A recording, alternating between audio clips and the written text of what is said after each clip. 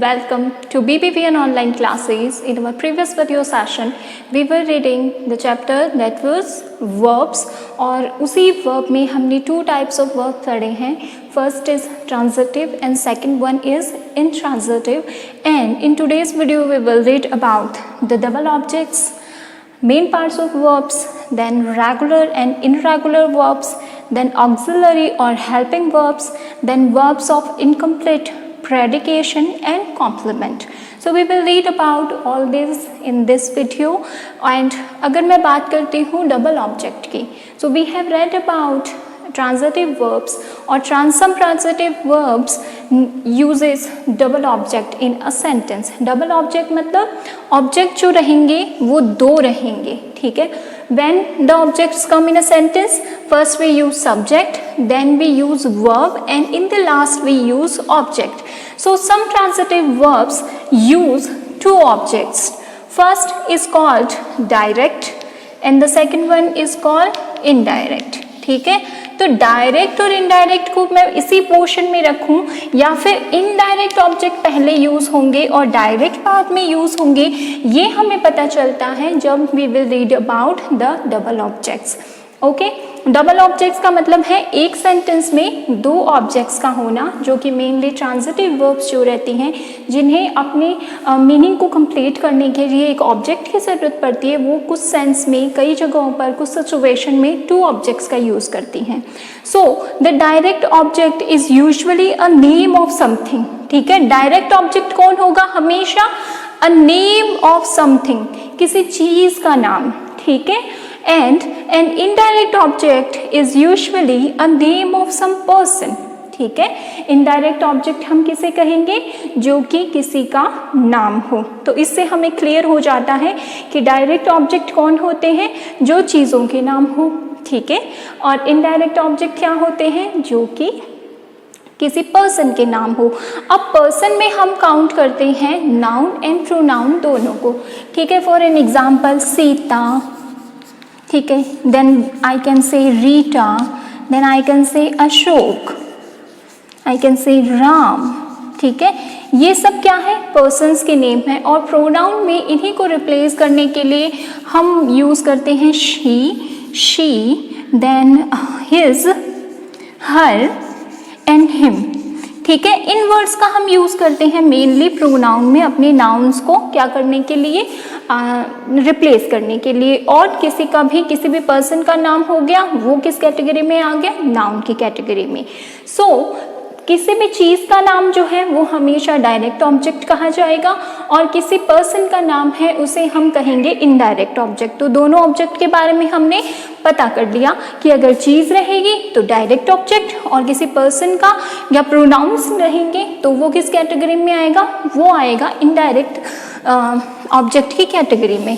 एक एग्जाम्पल लेकर समझते हैं. So it should be more clear for you to understand what is direct and what is indirect object. Okay, if I write she gave,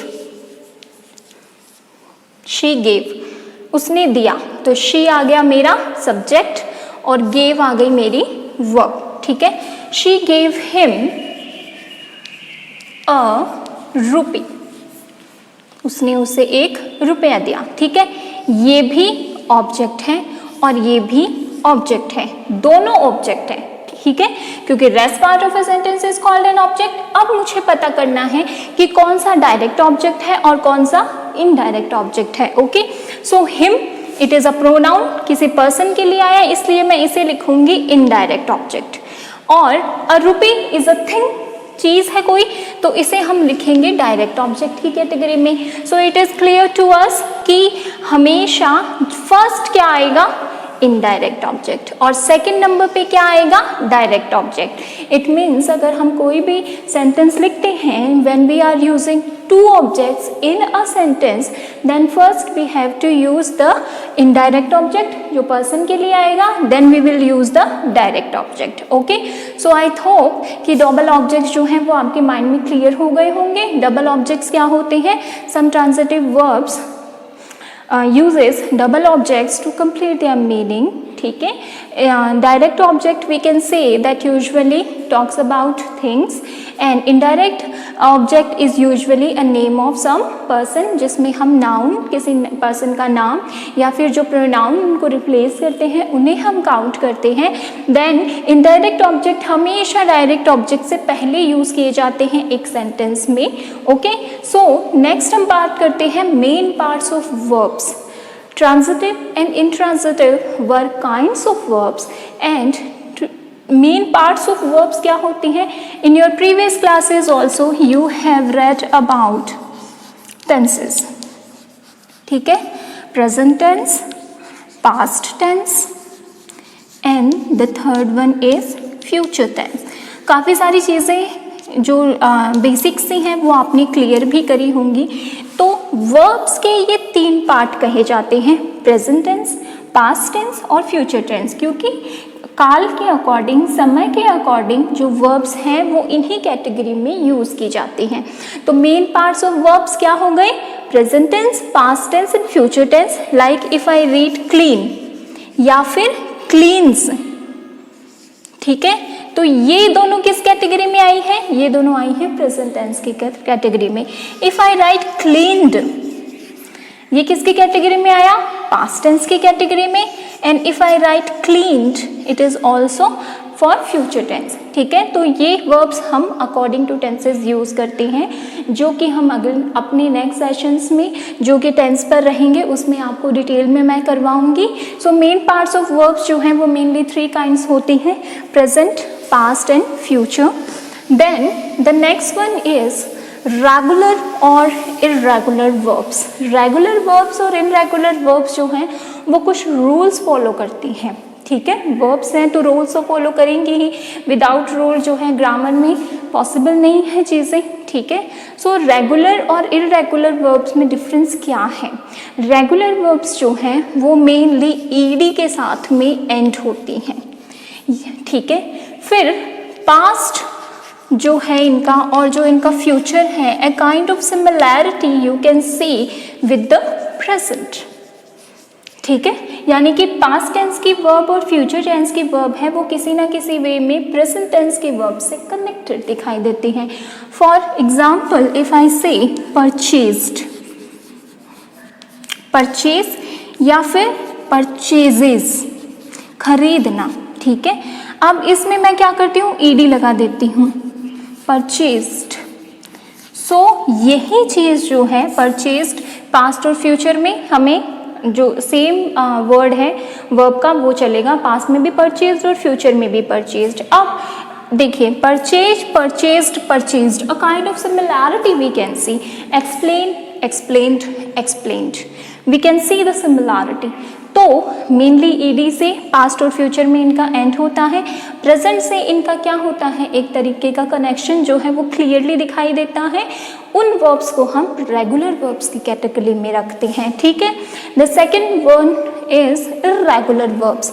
irregular verbs जो कि इन rules को follow नहीं करती, इन दोनों ही रूल को फॉलो नहीं करती और अपना अलग चलती हैं। इर्रेगुलर यानी कि जो रेगुलर नहीं है वो किस कैटेगरी में आएंगी? वो इर्रेगुलर की कैटेगरी में आएंगी। So if I right go, went, gone, ठीक है, तीनों एक दूसरे से क्या है? डिफरेंट है। तो प्रेजेंट, पास्ट, फ्यूचर तीनों एक दूसरे से डिफरेंट हैं, तो इसे हम किस कैटेगरी में रखेंगे? इसे हम रखेंगे इर्रेगुलर वर्ब्स की कैटेगरी में। तो जो वर्ब्स सिमिलैरिटीज नहीं रखती, ईडी जिनके एंड में नहीं आता, उन्हें हम इनरेगुलर वर्ब की कैटेगरी में रखते हैं, और जिनमें हम we can see the similarity और पास्ट और फ्यूचर में हमें ईडी जो है वो एंड में देखने को मिलता है, वो आती हैं रेगुलर वर्ब की कैटेगरी में। Hopefully it is clear to you. Then we have auxiliary और हेल्पिंग वर्ब्स। ये भी आपने टेंस में पढ़े होंगे बट फिर भी एक बार हम क्लियर कर लेते हैं। ऑक्सिलरी और हेल्पिंग वर्ब्स एक ही नाम है दोनों, जिन्हें हम मेनली हेल्पिंग वर्ब ही कहते हैं, जो कि हमें क्या शो करती हैं? टेंसेस शो करती हैं। इनमें हम किन किन को यूज़ करते हैं?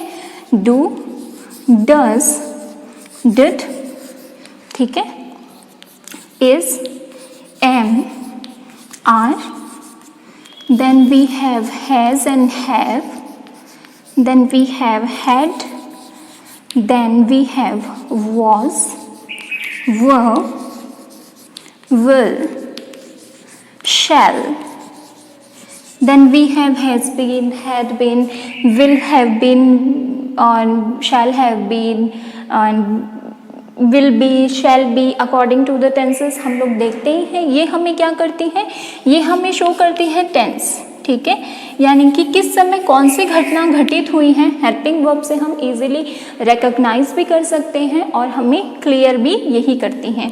तो हेल्पिंग वर्ब्स किनको कहेंगे, इन वर्ब्स को, जो कि हमें टेंसेस को रिकॉग्नाइज करने में हेल्प करती हैं, ठीक है। Next one is verb of incomplete predication. Okay, so we have read about subject and predicate, both के बारे में हम अपनी प्रीवियस क्लासेस में जो है पढ़ चुके हैं। सब्जेक्ट क्या होता है, जो कि करता होता है, जिसने उस सेंटेंस में वो काम किया है, और प्रेडिकेट क्या होता है, जो कि the spare part of a sentence में हम काउंट करते हैं। Okay, so verbs of incomplete predicate, तो इनकम्प्लीट प्रेडिकेट जहाँ पर सेंटेंसेस पूरे ही ना हो, ठीक है। ट्रांजिटिव वर्ब्स क्या होते हैं, जिनमें हमें सब्जेक्ट और वर्ब को छोड़कर भी क्या चाहिए होता है, ऑब्जेक्ट होता है। किस लिए चाहिए होता है, ताकि हम सेंटेंसेस को कंप्लीट कर सकें। जैसे कि अगर मैं लिखूं द मैन सीम्स, ठीक है, ये मैंने लिख दिया द मैन और फुल स्टॉप लगा दिया और सीम्स लग दिया, ये हो गया सब्जेक्ट, ये हो गई वर्ब, कुछ पता नहीं चल रहा। द मैन सीम्स, मैन को लगता है, अब वो मैन लगता है या मैन को लगता है या मैन क्या लगता है पता नहीं, ठीक है। लेकिन इस सिचुएशन को हम किस कैटेगरी में रखेंगे, इनकम्प्लीट प्रेडिकेशन की कैटेगरी में रखेंगे इस वाली सिचुएशन को। But when I right the man seems an animal, it means उसका जो बिहेवियर है वो बिल्कुल एक जानवर की तरह वाइल्ड है, वायलेंस वाला है, तो हम उसे किस तरीके में रखेंगे, एनिमल की कैटेगरी में रखेंगे। तो एन एनिमल यहाँ पर इस सेंटेंस का क्या हो गया, कॉम्प्लीमेंट, ठीक है। तो कॉम्प्लीमेंट क्या होते हैं, जो कि सेंटेंस के एंड में आकर जो हमारा सेंटेंस है उसको कंप्लीट मीनिंग प्रोवाइड करते हैं, उसे हम कॉम्प्लीमेंट कहते हैं। सो दिस इज इनकम्प्लीट प्रेडिकेशन, जहां पर केवल सब्जेक्ट एंड वर्ब आते हैं जो कि हमें कंप्लीट मीनिंग प्रोवाइड नहीं करते। वहीं अगर हम बात करें कॉम्प्लीमेंट की, तो इन द एंड जो है सब्जेक्ट एंड वर्ब के बाद में इन द एंड आकर हमें उस सेंटेंस का एक कंप्लीट मीनिंग प्रोवाइड करते हैं, उसे हम कहते हैं complement. So in today's video session we will have read about objects, main parts of verbs, regular or irregular verbs, auxiliary or helping verbs, verbs of incomplete predication and complement. So this is it for today. Thank you everyone.